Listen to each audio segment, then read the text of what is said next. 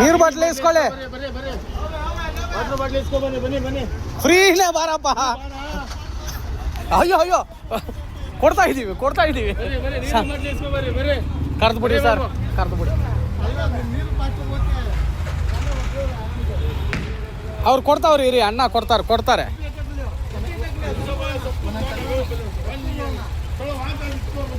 ನೈ ಎಲ್ಲರೂ ಒಂದೊಂದು ಎತ್ಕೊಳ್ಳಿ.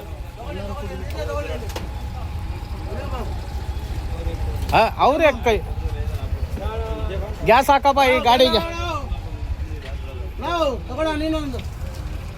ಗ್ಯಾಸ್ ಹಾಕೋರು 2 ತಗೊಂಡಿದ್ದಾರೆ ಅವರು ಆಲ್ರೆಡಿ.